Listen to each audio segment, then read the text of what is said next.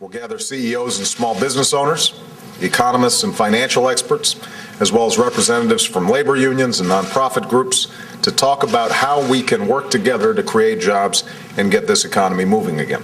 Another White House summit. What a groundbreaking idea. Joining me now, Fox News anchor analyst Kimberly Guilfoyle and columnist S.E. Cupp. It's almost like breathtaking. Are you getting cynical? You think he's accusing me of being cynical, Guilfoyle? Come on. This is Optimistic Thursday. What do you have against summits? Can I ask a question? They lost, since he's been elected, we've lost nearly 4 million jobs. But they go out there and say they created 1 million. Yeah, it's at 10.2%, 16 million people out of work, no jobs, and basically our unemployment rate now is the highest it's been since 1983. Dismal, yes. You know, holding a job summit is a really aloof way of dealing with a very real-world problem. Unemployment is not a college lecture topic. It's something that's affecting real Americans all over the country.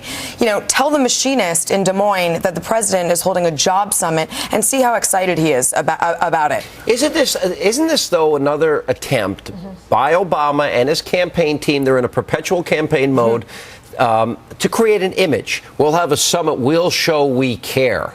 When in reality, he said if we pass the stimulus, unemployment wouldn't go above 8%. Now it's at double digits, and no indication it's going to go down anytime soon. Well, they've seen now that throwing money at the problem is not going to work, and it's just further going to increase the tax burden of families and Americans that are already struggling and having a hard time. Wait a minute, Kimberly, and I think you need to be very careful of too much federal government intervention. They want a second stimulus. They haven't learned anything. No, and that's not going to work. And let me tell you something about this health care, too. It's going to put small businesses out of work. Yeah. And let me tell you, 80% of the growth that you're going to see with respect to the economy is going to come from small businesses generating new jobs. And this is not going to help that. But they've lied to the American people. Yes. They came out and they said we created 1 million.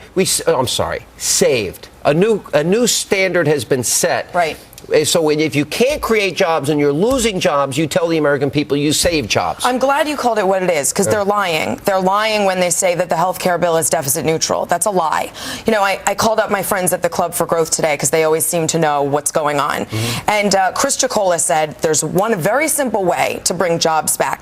Cut taxes and kill these bailouts. It's really simple. You don't do it at a summit. All right, but now, so they're going through all this image making, or at least they're trying to create summit. They're trying to create an impression.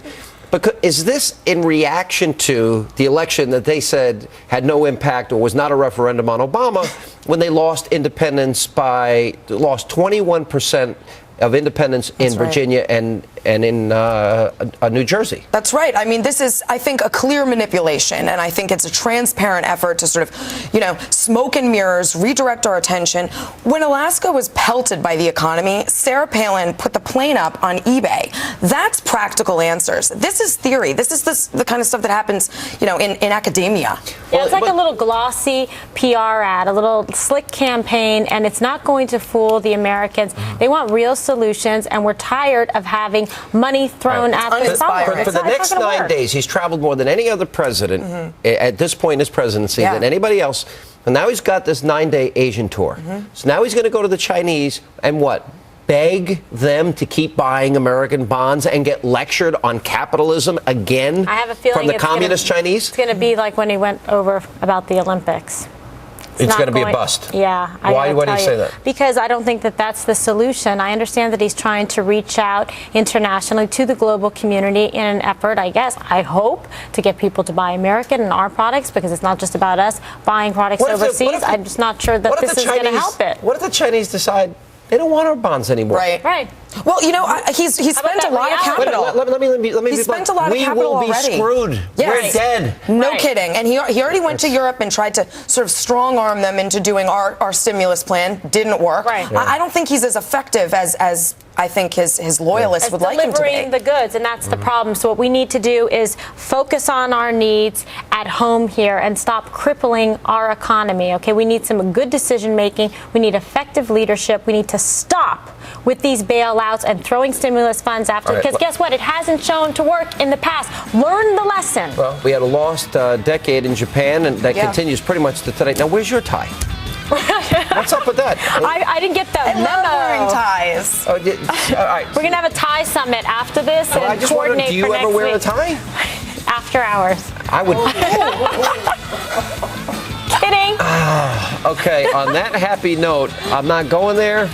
Guilfoyle, you just got yourself in trouble. Read the blogs. I'm blushing. And coming up, Taylor Swift got her revenge on Kanye West.